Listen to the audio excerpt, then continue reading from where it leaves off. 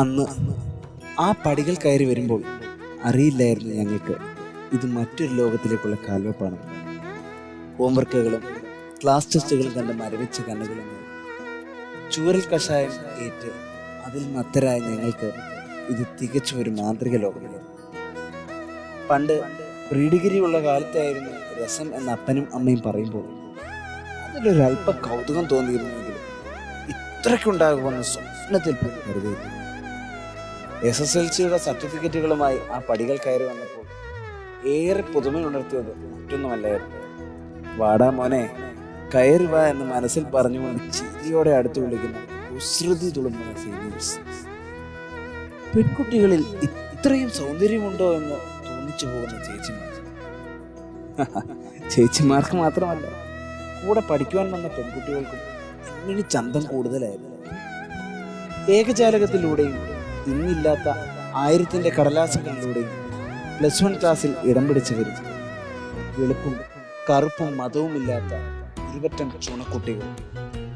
സയൻസിനും ഹ്യൂമാനിറ്റീസിനും 3-4 ബാച്ചുകൾ ഉള്ളപ്പോൾ സ്കൂളിന്റെ രാജാക്കന്മാരായി വാഴുന്ന കൊമേഴ്സ് ബാച്ച്.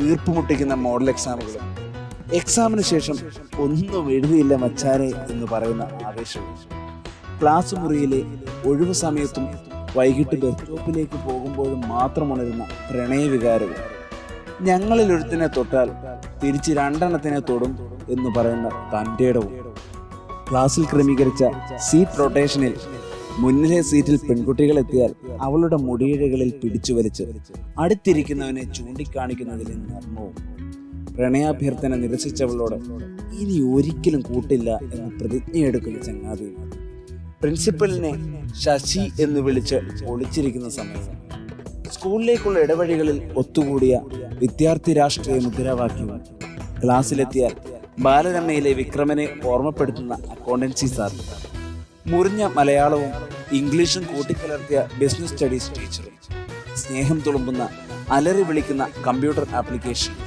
എക്കണോമിക്സും, വിട്ടുപിരിയാൻ മനസ്സില്ലെങ്കിൽ പോലും 2 പിരിയേണ്ടി വരുന്ന സെക്കൻഡ് ലാംഗ്വേജ് ക്ലാസ്സുകൾ, പെണ്ണിന്റെ ചിരിക്കായി കാത്തിരിക്കുന്ന കോഴിയും അലമ്പനും പഠിപ്പിച്ചും ഇത് രണ്ടും കൂടി ചേർന്നവനും ഇവിടെ എന്ത് നടന്നാലും പ്രശ്നമില്ലാത്ത ചിലരും നിറഞ്ഞ ഒരു നല്ല മുന്തിരിവള്ളിയായിരുന്നു എൻ്റെ ക്ലാസ്.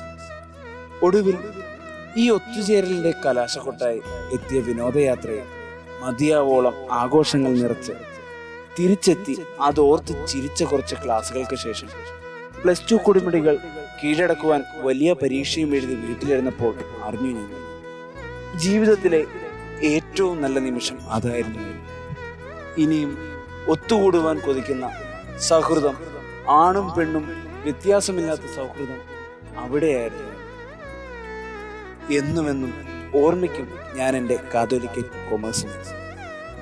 2009-2011 കൊമേഴ്സ് ബാച്ചിന് വേണ്ടി ഇത് ഡെഡിക്കേറ്റ് ചെയ്യും.